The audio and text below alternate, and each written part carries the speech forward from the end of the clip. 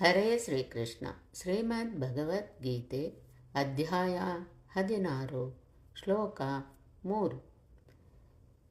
ತೇಜ ಕ್ಷಮಾ ಧೃತಿ ಶೌಚಂ ಮದ್ರೋಹ ನಾತಿಮಾನಿತ ಭವಂತಿ ಸಂಪದಂ ದೈವೀಂ ಅಭಿಜಾತಸ್ಯ ಭಾರತ.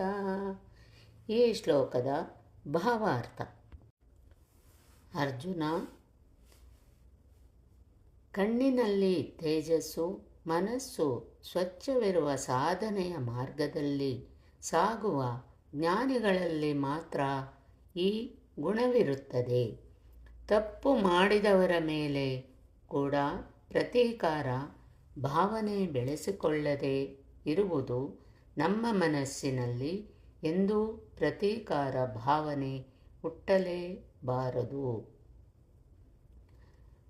ಆತ್ಮ ಭರವಸೆ ಇದ್ದಾಗ ನಮ್ಮನ್ನು ಯಾರೂ ಏನೂ ಮಾಡಲು ಸಾಧ್ಯವಿಲ್ಲ.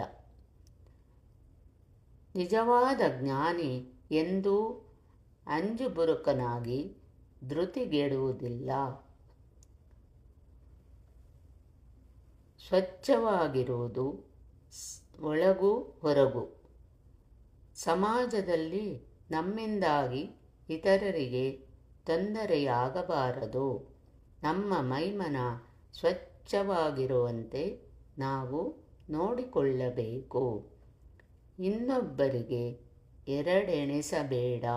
ಇನ್ನೊಬ್ಬರಿಗೆ ಕೆಟ್ಟದಾಗಲಿ ಎಂದು ಕನಸಿನಲ್ಲೂ ಬಯಸಬೇಡ. ಅತಿ ಮಾನ ಅಂದರೆ ನನ್ನ ಬಗ್ಗೆ ನಾನು ಅತಿ ಹೆಗ್ಗಳಿಕೆ ಕಲ್ಪಿಸಿಕೊಂಡು ಬೀಗುವುದು. ನಿನ್ನ ಬಗ್ಗೆ ನೀನು ಎಂದೂ ಅತಿಯಾದಂತಹ ಅಹಂಕಾರ ತಾಳಬೇಡ ಎಂದು ಕೃಷ್ಣ ಹೇಳುತ್ತಾನೆ. ಹೀಗೆ ನಾವು ಜೀವನದಲ್ಲಿ ಅಳವಡಿಸಿಕೊಳ್ಳಬೇಕಾದ 26 ಗುಣಗಳನ್ನು ಹೇಳಿ ಕೃಷ್ಣ ಅಂದರೆ ಯಾರು ಹುಟ್ಟುವಾಗಲೇ ಸಾತ್ವಿಕತೆಯ ಅಭಿಲಾಷೆಯನ್ನು ಇಟ್ಟುಕೊಂಡು ಹುಟ್ಟುತ್ತಾರೋ ಅವರಿಗೆ ಸಹಜವಾಗಿ ಈ ಗುಣಗಳಿರುತ್ತವೆ. ಇವು ದೈವೀ ಸಂಪತ್ತು.